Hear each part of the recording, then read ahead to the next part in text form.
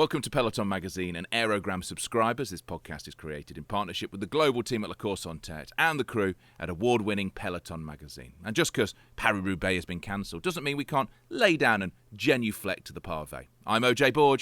Cue the drums.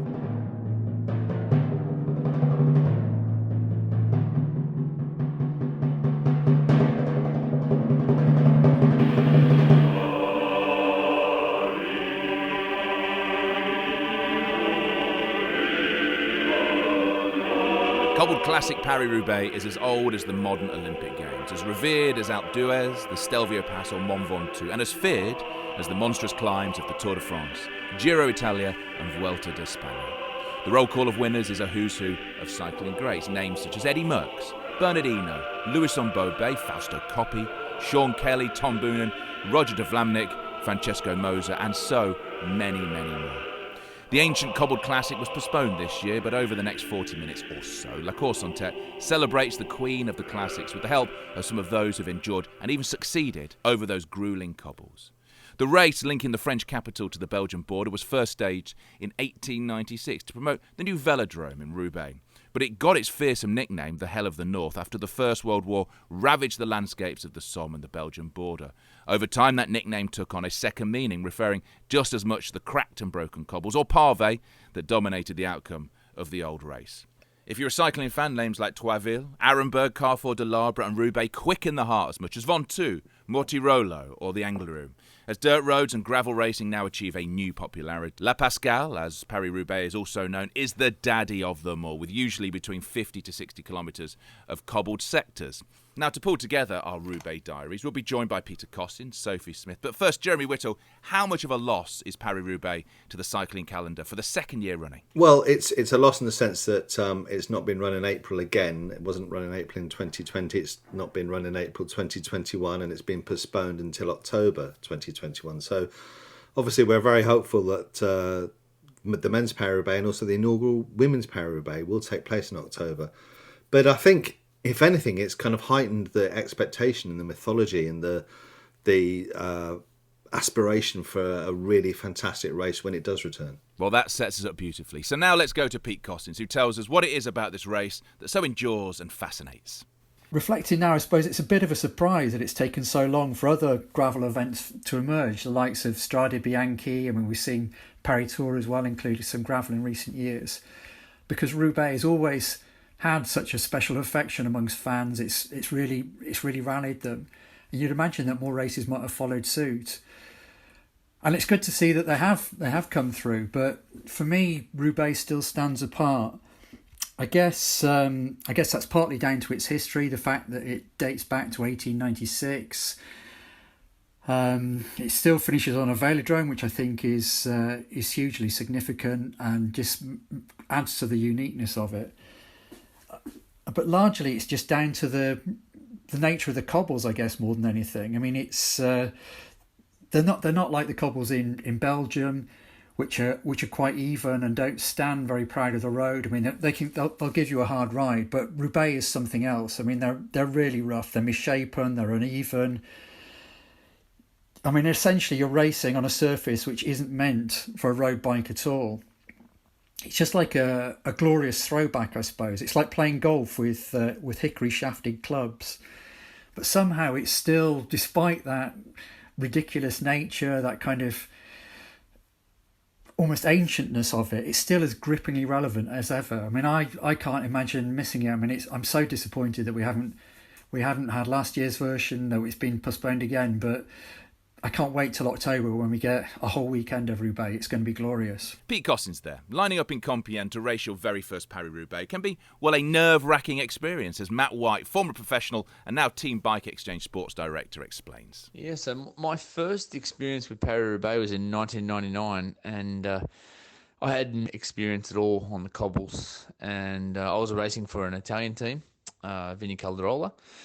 I had spent very limited time in Belgium at all as an amateur, coming from the track team and then doing some races in Germany and other parts of Europe, but very, very limited time in Belgium, and certainly had not experienced anything of the likes of Paris-Roubaix cobbles. And 99, I was in a foreign team, and my my understanding of the Italian language was okay, not super.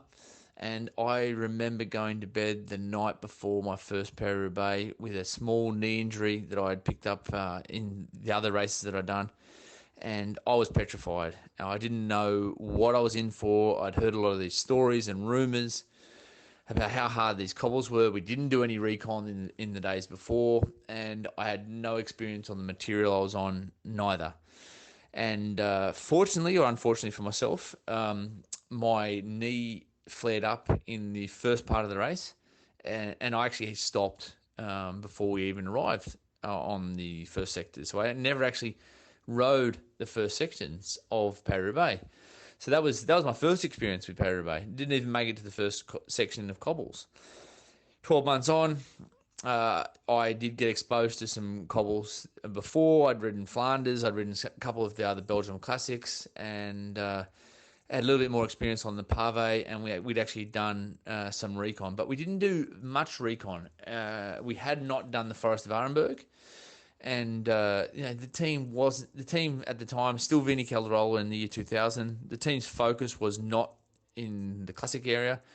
We had a good rider, Roman Weinsteins, who was world champion in 2000 at the end of that year, and the big focus was around Francesco Casagrande, who was a great climber and stage race rider.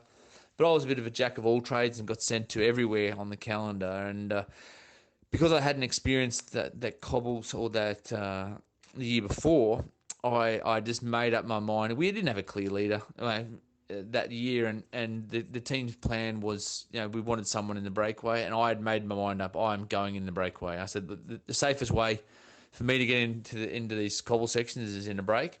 So I made sure I made the breakaway, and I was in the breakaway in the 2000 Paris-Roubaix. And actually, the breakaway still survived through the Forest of the Arenberg, and it was a very rare occurrence that year. We went up the forest instead of down the Forest of the Arenberg. So we went up. We started, I think, with 10 or 8 riders on that section, and we came out the other end with 4. Myself, Tom Steels, Konishev, and Robbie Hunter. And then we got caught maybe 3 or 4 sections later. It's 50, 60 kilometres to go by the big hitters.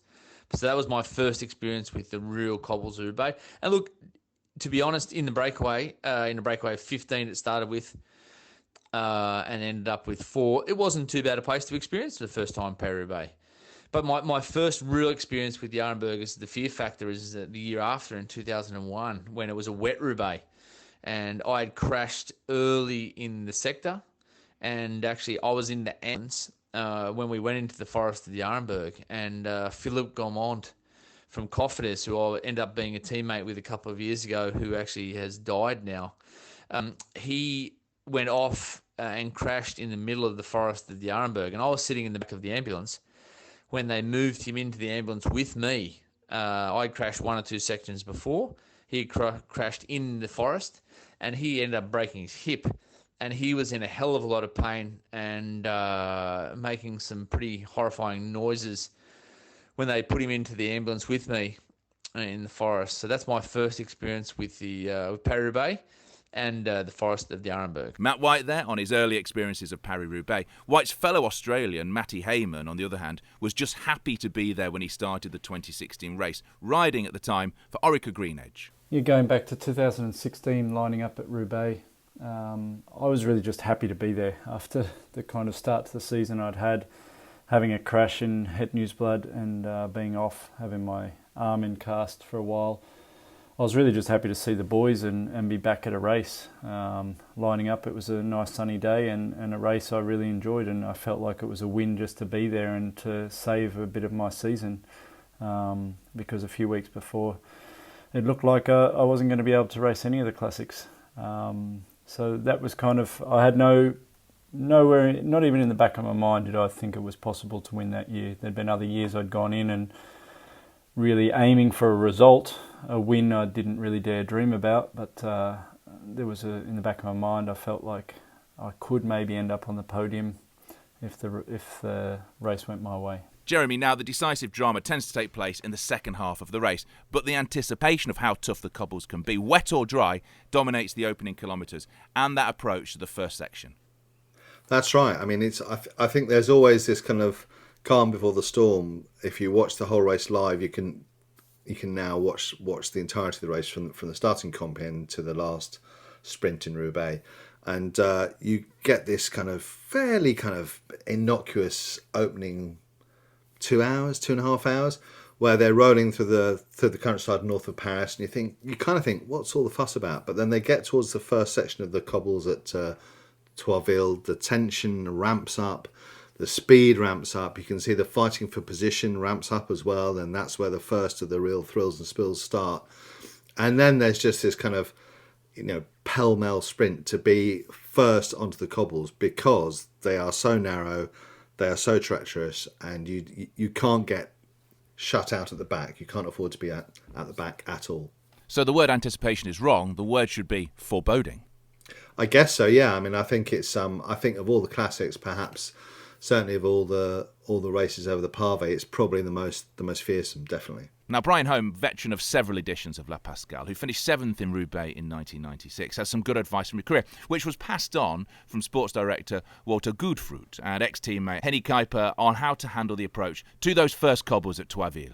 In my days, we really didn't do a high-tech recon of the course, but we had a few advices from the management and the older riders.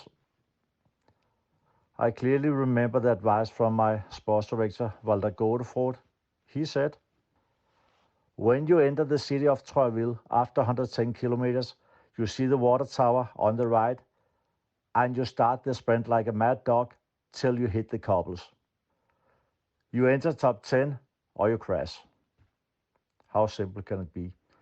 Henny Kuiper told me, when you start Paris-Roubaix, you are 110% concentrated and you don't feel the cobbles.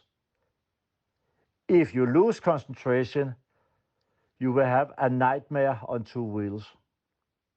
Well, after all, a quite simple race, if you keep focus. Ladies and gentlemen, good luck. Back in 2016, Matt Hayman had recognised the importance of making it into the early breakaway, allowing him to avoid the chaos on the cobbles, and also of staying in it for as long as possible. So yeah, looking back at 2016 and what was kind of the critical moves of that race for me, getting in that early breakaway really set me up for the day. I think it was the first time that Roubaix had been shown live on television from start to finish. Not that it changed how fast we raced at the start, but it was live for everybody to see, and it's really hard. It's one of the few big classics where being in that early breakaway can mean that you're in the final, and everybody knows that. So it's hard fought. I hung back for most of the start. We had a couple other guys trying to get in the move, and I had 2 good looks at it, and still not knowing how good my form was. The second one stuck, and it was a good move. 22 riders. I had one teammate in there, Magnus Kort Nielsen, and we got away.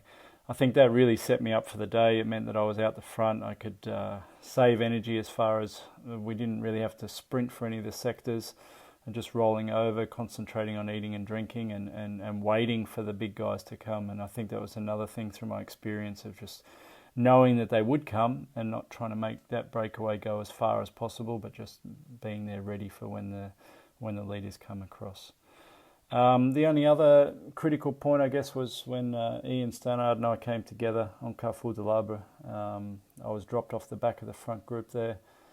Really thought my race was done, and the shoulders slumped, and I thought, this is my lot. This is kind of what I deserve. And fighting back on there at the end of that cobble sector, and realising that actually I'm not that tired, and well, I am tired, but I'm not maybe as bad as I thought I was, and these guys aren't as strong as I thought they were in the sector before. So from that point on, I guess I just grew in confidence from that point. Being able to get back on such a critical, hard sector when Sepp Vermaerk's attacking, that gave me some confidence, and from that moment on, I started to believe that I was actually on a good day. The Spring Classics are back, and Flow Bikes has you covered. Watch the Tour of Flanders, Ghent Wevelgem, Amstel Gold and more live and on demand in the United States, Canada and Australia. Plus, go inside the race with athlete interviews, in-depth course previews, expert analysis and other exclusive content. The cobbles are calling, so don't miss out. Subscribe now at flowbikes.com/aerogramme. That's flobikes.com/aerogramme.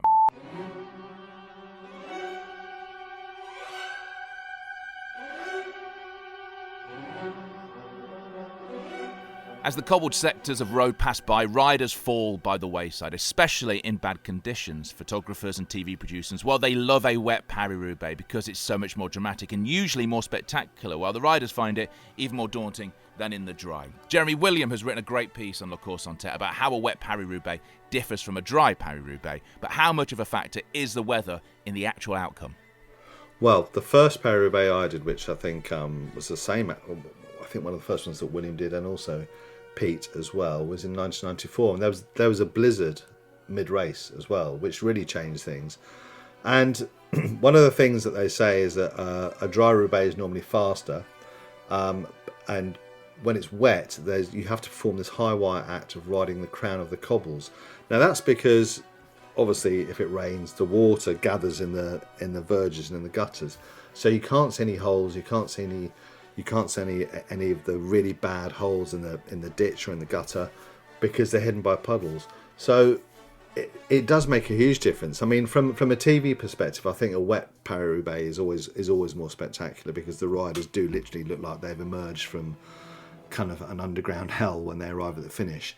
But a dry Paris-Roubaix can be equally spectacular, because you see these clouds of dust across the fields, and then the riders weaving their way through and emerging from the dust as well. But my personal preference, I think, would always be for a wet Paris-Roubaix. I think it's got more of the kind of feel of, the past and the history of the race than a dry Paris-Roubaix. And as a spectacle, we all like to see people suffering. That's sometimes what cycling is about. And if we're talking about brutality and suffering, we have to talk about the Arenberg section. The Trouée de Arenberg is perhaps the most legendary, as the cobbles are so very cracked and slippery. To accentuate the drama, the section is now barriered, and till a few years ago, the riders would take to the grass and weave their way through the fans as they battled to avoid the worst potholes. Now, there's no escape from the potholed uneven slabs of pavé. Here's Le Course en Tête's William Fotheringham, author of A Sunday in Hell, on what makes the Arenberg cobble so dreaded and how their inclusion saved the race.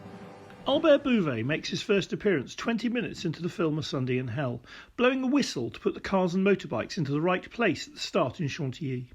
The 1956 Paris Tour winner, nicknamed the Bulldog of Fougères, died in 2017, but he played a role in the history of Paris-Roubaix that was arguably more important than any of the riders who've won it. There might now be no race at all had it not been for the obsession that impelled him to seek out new ways of routing the race between 1967 and his retirement in the 1990s.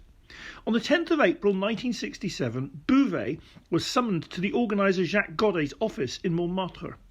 "Paris-Roubaix is dead in the water," said Godet. "All the pavé is gone. Now they are all tarmacked. Take a pen and paper, take a car and driver, go and find what's left." Bouvet called an old friend, Jean Stablansky, the world road race champion in 1963, who had a cycle shop in Valenciennes. 50 years later, just before he died, Bouvet told me, "I said to him, we needed to find new cobbled sections, because if we didn't, in a couple of years, Paris-Roubaix would no longer exist." Stablansky first showed Bouvet several sections to the southeast of Valenciennes: Kerenang, Ornang, Aulnoy-les-Valenciennes, and others in the early part of the route around the villages of Viesly and Kievy. The key discovery, however, came at the end of the first afternoon, just northeast of Valenciennes. Stablansky took me to the Forêt de Reims and showed me the Trouée d'Arenberg, recalled Bouvet. Archaic pavé, 30 centimetres high, which ran through an area where the soil was very unstable due to the coal mines. It was a dead straight road, known officially as Le Drève des Boules d'Airain. This was the lane down which Stablansky had ridden to work in the mine, under the wood where he used to pick mushrooms, and where he went shooting and hunting. The riders had no choice, said Bouvet. They either rode down this appalling pavé with spaces between them where they might get their wheels stuck, or they used the ditch. It was pavé or fossé ditch. This was crucial, as Bouvet explained. In the Paris-Roubaix I rode, we were on major roads. The peloton could avoid the cobbles by going on the pavement. In the little lanes I looked at with Stablansky, which were used by tractors or horses and carts, the riders had to choose cobbles or ditch. That single sector of cobbles through a dank forest north of Valenciennes would become the most popular and notorious element in Paris-Roubaix, arguably the one factor that has guaranteed the race's survival to the present day. Jeremy, you've stood there at the exit of the Arenberg, cycling's answer to Beecher's Brook in the Grand National or Amen Corner in the Masters. You've seen the survivors emerge. How electric is that moment? Well, the Arenberg section of Pavé is very long and very, very straight. And you can see the riders, if you've got a pair of binoculars, which I did have the couple of times I've done this, you can see quite a long way down the cobbles. And they're coming towards you at what looks like a snail's pace. In fact, they're obviously riding as hard as they can. But as they get nearer and the crowds part, you see these riders emerging in ones and twos. Very rarely are they in a group. They're normally split up, like they're riding a sportive, or like they're kind of, like they're a bunch of club riders. And you can just tell the toll that the Arenberg, they've arrived in a big group at the start of the Arenberg, they exit it, split up and completely fractured. In some cases, literally fractured, because there have been some really bad accidents on the Arenberg as well. And at one point, in fact, they stopped using it because they were worried about how unsafe it was. If you come down on it, you're quite likely that you'll break a hip or a femur or a kneecap. This is all stuff that's happened in the past. But when you see them come out and join the tarmac again before the next section of cobbles, you can see the kind of the kernel of who's going to be in the race in the finale, and it's pretty obvious, who's got it and who hasn't. And how much does it come down to a Paris-Roubaix, especially when you've exited the forest of Arenberg? How much does it come down to that, if not luck, then just that the cycling gods are with you that day?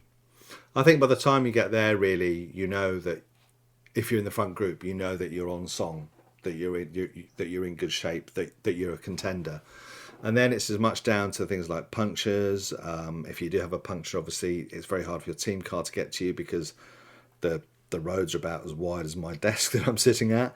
You've got spectators either side. You can't really move around very much. You're in a straight line the whole time. If you flat or have a crash, you just have to stop and put your hand up. If you have a crash, you lose time really, really quickly. It's very hard to get going again because the cobbles are so bad. So if you can, the key thing, as Matthew Hayman was saying, is to stay at the front for as long as you possibly can. The further you get through the cobbles, the nearer you get to the Velodrome. If you're still in one of the front groups, you've got a great chance. Well, you mentioned Matt Hayman there. After the exit from Arenberg, the cobbles come thick and fast. Here's Matt. Yeah, Roubaix is quite an intense race, and I think that's one of the reasons I like it so much, is that it really is 6 hours of concentration, and I often call it controlled aggression, because you really can't miss any of the sectors, and you have to work out which ones are more important, but be ready for them all.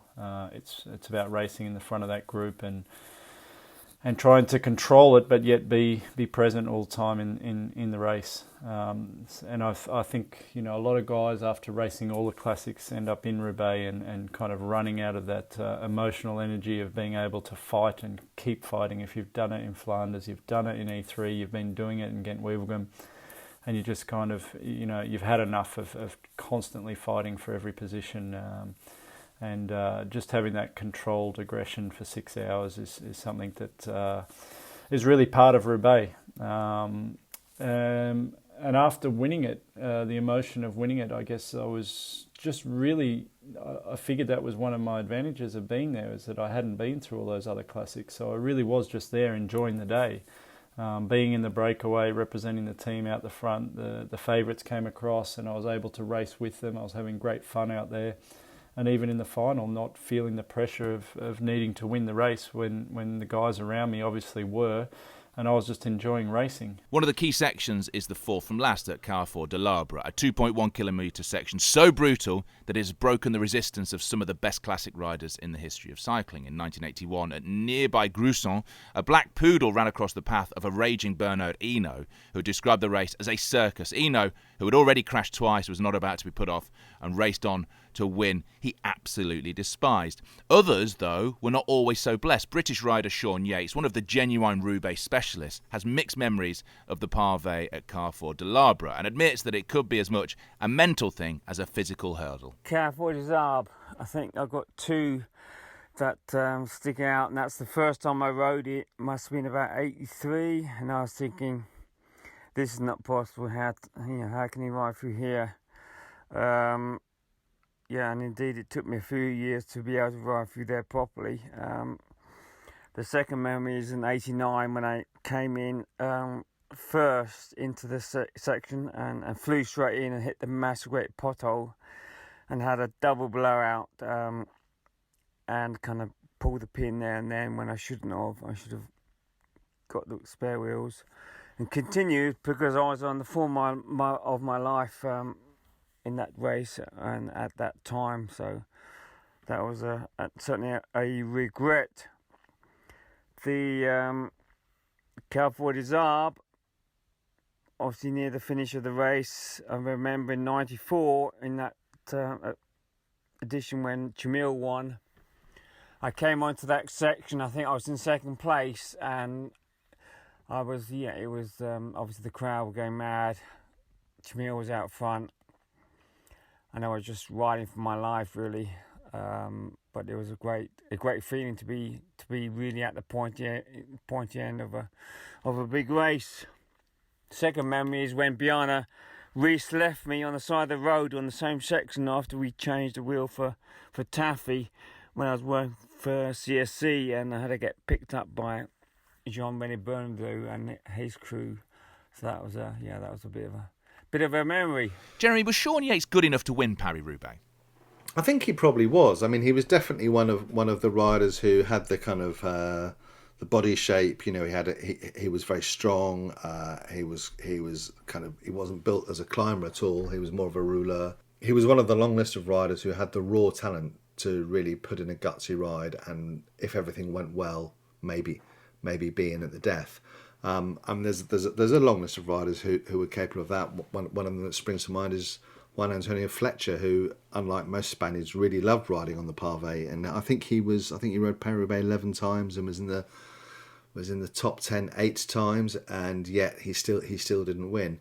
And there's a lot of riders like that. There's even one now, Sepp van Mark, who's a Belgian rider who has been very close to winning Paris-Roubaix, and every year it comes round, he has high hopes again. It's I think more than any other race, it's the one he covets most of all. But he's just still another nearly man, and there's a long list of them. But even if, for whatever reasons, you couldn't win La Pascale yourself, sometimes it was possible to help others and then knock back some Belgian beers afterwards. Here's Matt White again. The last time I did Paris-Roubaix was in 2007, my last year as a professional, and I had made a deal with Stuart O'Grady, who was on form that year, that we were staying a couple of 100 metres apart in Kortrijk, and we'd caught up a couple of times that week, and we were great mates, and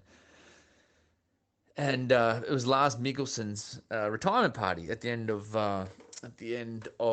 Paris-Roubaix, because that was the end of his career. And it so happened to be that Stewie had won Paris-Roubaix that year, and I was ready to go home, but the least I could do as a mate, and I made some promises there that if he'd won Paris-Roubaix, I would stick around for his retirement party. So I ended up crashing out of Roubaix, had concussion, went to the hospital somewhere between the first couple of sections and Roubaix. We were waiting in the hospital, so it's such a long period of time that actually we just checked ourselves out of the hospital because we weren't getting treatment properly. Made my way to Roubaix. It was a nightmare of a race for us in 2007 with George Hengrappy snapping his fork, and then our other two guys who'd finished, I think, second and fourth in that Roubaix getting disqualified because of the train track incident, where the guy they went underneath the railway lines, the closing of the railway lines, and then got disqualified after they'd finished the event. Having to get into Roubaix, watching that Stewie had won Roubaix, and then having a rather large night with Stewie in his celebration of his first monument victory. So I've got a lot of memories from Paris-Roubaix, but some negative ones and some positive ones, and that was a great one for Stewie, and that was my last experience as an athlete at Paris-Roubaix. For those that do go on to race into the old Velodrome after some 250 kilometres and around 60 kilometres of what we should call hell under their wheels, victory, well, it's dreamlike. In fact, Matt Hayman admits that it took him a while to actually believe he'd won the 2016 edition. Well, let's hear from Sophie Smith now on the spate of Australian success in the past couple of decades of Paris-Roubaix. Asked to speak about the spate of Australian success at Paris-Roubaix over the past 20 years. In some respects, and there are a lot of people that ask me to leave the room in saying this and contest what success actually means, but there's only been 2 Australian winners in Stuart O'Grady and most recently Matthew Hayman in 2016 in the entire history of Roubaix.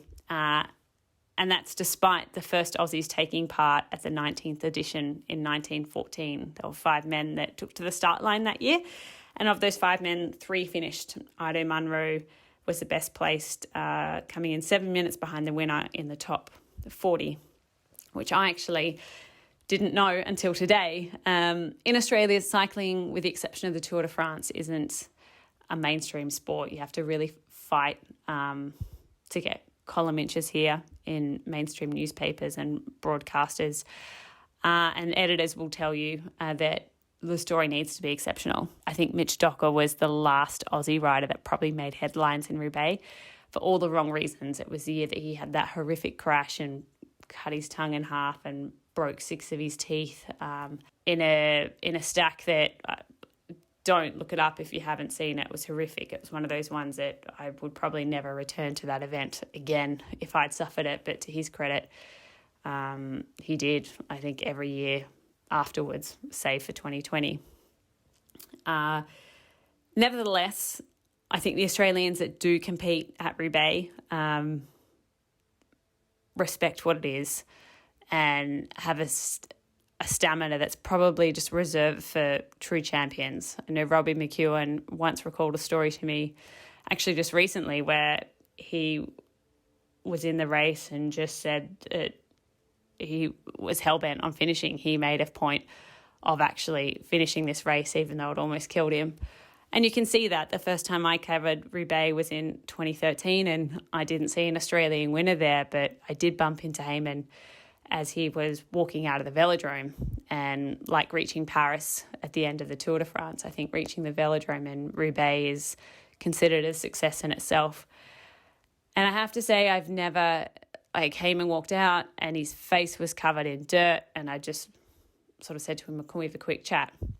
And he ushered me to this car because he just couldn't stand up properly. He needed something to lean against.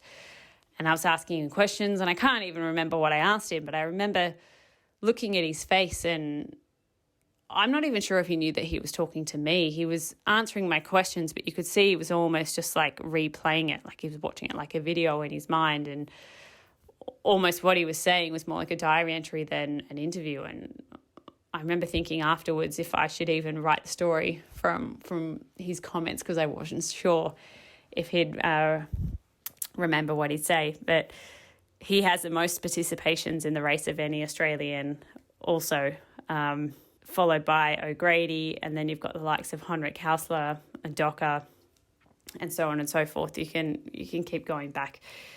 There's not a lot of Australians that competed, but I think the ones that have either kept going back or just persevered, where in any other race they might not have. And I think that speaks volumes to not only the competitors that contest Roubaix, but also the race itself. Here's Matt Hayman again.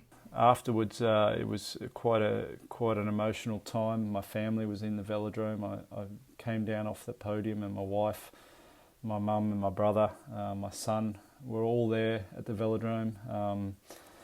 They never really come to races, and it's the one race they do come and watch. It was pretty special to have them there. And then the weeks following, even the night of, we went back to our team hotel in Belgium, and I just kept waking up every hour or so, checking the internet and looking at photos to make sure it was real. And the weeks following, I'd have to close the computer or turn off the phone for a while, because I was just totally drained of bringing up the emotion of what it brought. But on the day itself, really just enjoying being at a bike race and being at my favourite race. It's not for everybody. I think it's, you love it or hate it, and there's plenty of riders who will say they love to watch it on television. But for those who do love it, I guess it's for us bigger guys. I'm a 1 metre 90 centimetres tall, weighing above 80 kilos when I was racing. So it's a race that suits us. That kind of power that you have, short. I'm not a sprinter, but I have a not bad short power. And then the race being flat all day, there's not many races on the calendar quite like it. So once you find a race like that suits your qualities, then you start to enjoy it. It's hard, but I mean, I guess the thing for me was that I find a mountain stage in the Tour de France a lot harder because it's not something that I enjoy. It's not something I'm good at.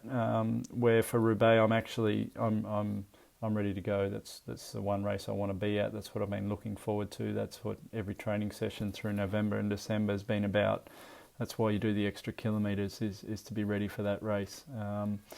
Maybe harder is riding a small race somewhere at the other end of the season and it starts hailing on you. I find that sometimes more challenging than racing Roubaix because that's the race I actually want to be at. Physically, yeah, of course you're spent at the end of it. You're spent at the end of it because it's also the end of all the classics. And you're spent mentally because, you know, it's all done. There's no more classics to try. Out of my 19 years, I really only look back and a few of them were successful and the rest of them were a disappointment. So you get to Roubaix and I think that's what the emotion that comes out in that Velodrome is not just about that race, but everybody's classics campaign are done and you're sitting on the grass there and you're weighing up how it went the last 5-6 months of your life.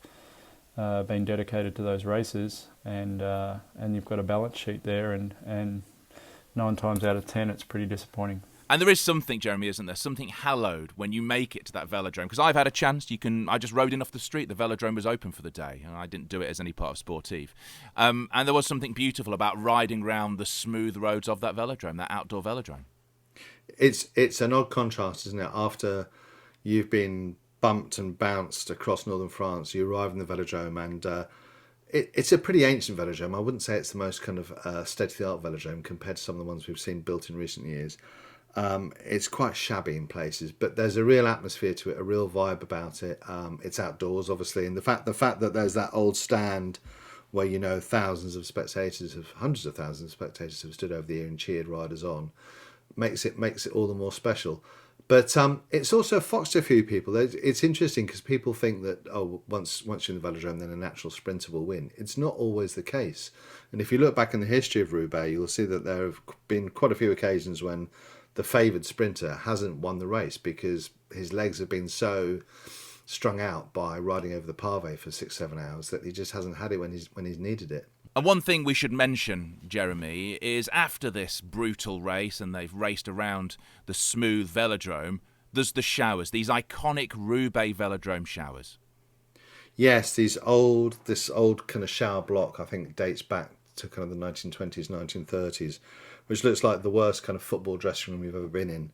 It's very, very shabby, and the riders kind of traipse in there, just pull all their kit off, sit looking absolutely exhausted and forlorn, and then finally kind of wearily struggle into the showers and stand alongside each other exchanging stories about the race.